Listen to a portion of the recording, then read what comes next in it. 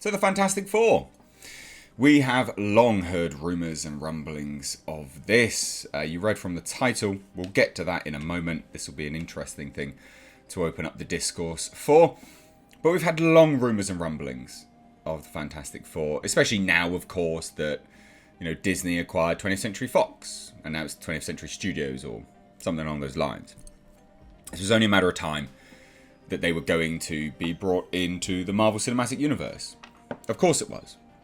And we have some epic concept art here. John Krasinski, Emily Blunt, the rest of the crew. Everything with respect to this here looks right. Like, it looks bang on, actually. It's some of the best fan casting you could have. A lot of people dunk on Emily Blunt and her acting capabilities. But all in all, this is great fan casting. I'm sure most people would agree with this. But they've confirmed that's not on the cards. They're either not interested or it's just fan casting and nothing was up for grabs here. Now, courtesy of Andy Signor of Fandom Wire, FYI, guys, take it all with a pinch of salt, right? Andy Signor, I've worked with him here on the channel. He's been on live streams and things like that. And I know some people have their issues with him as a person. But if you look at his scoops, some of them are actually bang on. Some of them aren't, of course, but that is the nature of scoops, Not all of them are going to be correct. It's just par for the course. But courtesy of Andy Signor of Fandom Wire, we now learn a potential direction that Marvel is looking to go in with the Fantastic Four. And it's an interesting one. And I think this opens up a debate, or at least some discourse about ethics and, I guess the direction in which they're going, potentially. So this comes to us from Andy Signor's source. It says Marvel wants most, if not all, four members to be diverse. So they are looking to specifically cast people of colour. They also want this new team to be younger, aged 20s to 30s. They plan to keep Sue and Johnny as actual siblings this time, in the same race, but they are open to mixing all races in casting this family. For example, Human Torch and Invisible Woman could be Latinos, allowing Mr. Fantastic to be black or Asian. They're still very open. Now, that in and unto itself, it's not bad. Sure, whatever, who cares? If you look at this and you're surprised, I'm genuinely shocked. This should never come as a surprise to anyone. This is something which is happening more and more with everyone. Any character that you have. Either gingers being swapped out or redheads being swapped out. Just characters get swapped all the time, right? They get gender flipped, race flipped, whatever. So it should never come as a surprise. Does that take the edge off this being really dumb? And sort of pandering and just weird, if this is the case? Yeah, a little bit. I mean, it doesn't take the edge off, sorry. And that is still there a little bit. It is a little bit strange that they would do this. But on face value, that's not bad, right? It's not bad that they're like, oh, well, we're open to any... We're very open. That comment there is actually quite good. We're very open. But it's the opening comment there. We want to cast, absolutely, specifically, people of colour. Now, casting people of colour is not bad. It does disregard the source material, of course. We've got to acknowledge that. Of course it disregards the source material.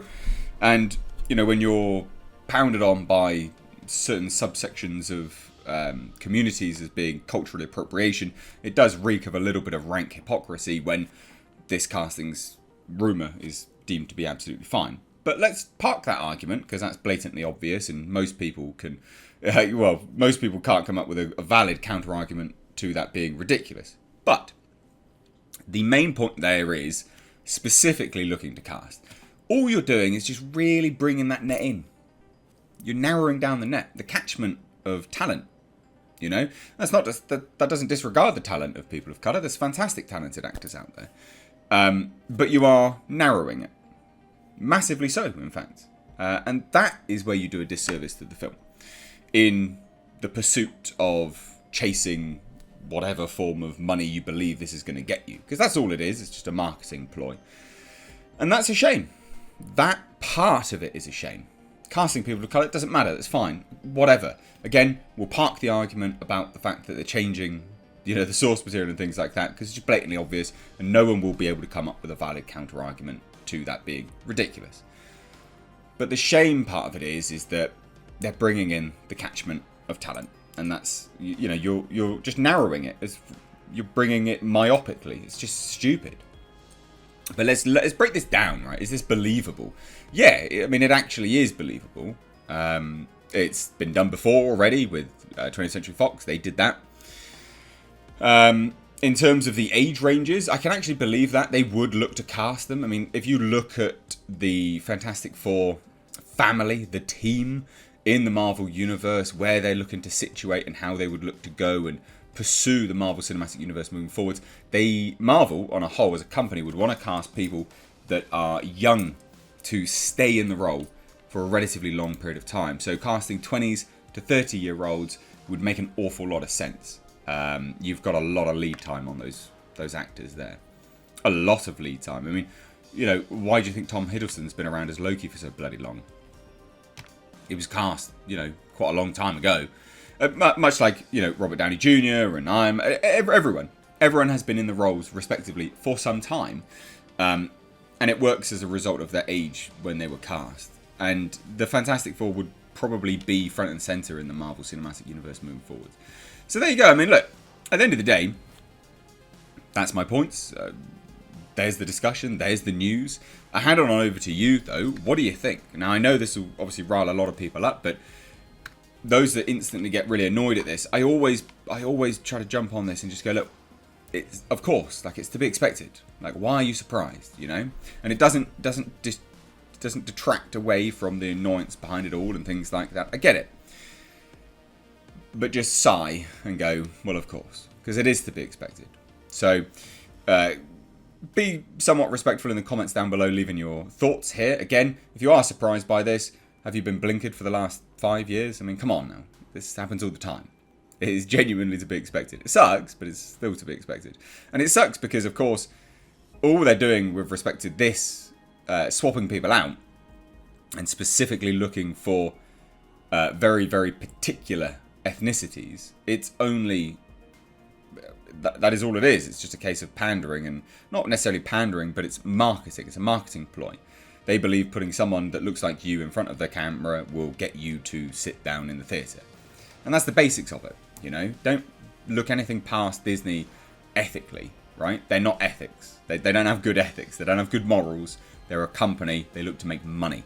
That's why they film next to a Uyghur internment camp in China filming Mulan, right? They don't have good ethics. They don't have good morals. So don't do yourself a disservice by sitting here going, well, no, they just want diversity. They don't. They really don't. They want you, person that looks like who they're hiring, to sit and watch their film. So don't do them the courtesy of believing them. It's such nonsense. So let me know your thoughts down below. I'd love to hear it. Again, take it with a pinch of salt. The veracity of these kind of claims, we'll wait and see. But can you believe it? Yeah, of course you can. Cheers though, guys. Take care.